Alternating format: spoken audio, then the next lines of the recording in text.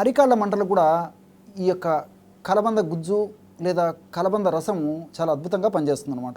అరికాళ్ళ మంటలు ఈ యొక్క సమస్య ఎక్కువ మందిని వేధించేటువంటి సర్వసాధారణటువంటి సమస్య. కొంతమందికి ఎలాంటి స్పష్టమైనటువంటి కారణం కూడా ఉండదు. ఏ పరీక్షలు చేయించినప్పటికీ అన్నీ నార్మల్గా ఉంటాయి, కానీ అరికాళ్ళ మంటలు, కొంతమందికి అరిచేతుల మంటలు కూడా ఉండేటువంటి పరిస్థితి ఏర్పడుతుంది. కానీ కొంతమందిలో షుగర్ ఉండడం వల్ల కానీ, లేకపోతే హార్మోన్ల అస్తవ్యస్తత ఉండడం కానీ, రక్త సరఫరా సరిగ్గా జరగకపోవడం వల్ల కానీ, లేకపోతే నరాలకు సంబంధించినటువంటి సమస్యలు కానీ, ఇలాంటి సమస్యల్లో కొంతమందికి మరి అరికాళ్ళ మంటలు అనేటువంటి సమస్య కలుగుతూ ఉంటుంది. కొంతమందిలో అరిచేతులు మంటగా ఉండడం అనేటువంటి సమస్య కలుగుతుంటుంది. మరి ఈ సమస్య ఉన్నప్పుడు, అంటే అరికాళ్ళ మంటలు, అట్లే చేతుల మంటలు, ఇలాంటి సమస్యలు ఉన్నప్పుడు ఈ యొక్క కలబందను ఎలా వాడుకోవాలంటే, ఉదాహరణకి 4 టీ స్పూన్లు లేదా 4 స్పూన్లు 4 భాగాలు ఈ కలబంద రసం లేదా కలబంద గుజ్జు ఒక పాత్రలో తీసుకోవాలి. కాబట్టి 4 భాగాలు మీకు ఎంత అవసరమైతే అంత ఈ యొక్క కలబంద రసం లేదా కలబంద గుజ్జు అవసరాన్ని బట్టి తీసుకుంటే సరిపోతుంది అనమాట. కాబట్టి 4 భాగాలు కలబంద రసము ఈ విధంగా ఒక పాత్రలో తీసుకోవాలన్నమాట. అలాగే 1 టీ స్పూను జీలకర్రను వేయించి చేసినటువంటి పొడి తీసుకోవాలి.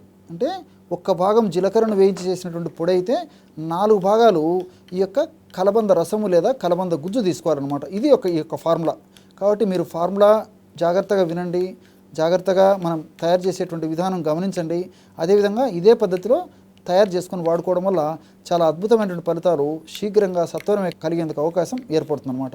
చూసారు కదా, బ్రహ్మాండమైనటువంటి ఔషధం పైపూత మందికి అరికాళ్ళ మంటల సమస్య తగ్గేందుకు అద్భుతంగా తయారైందనమాట.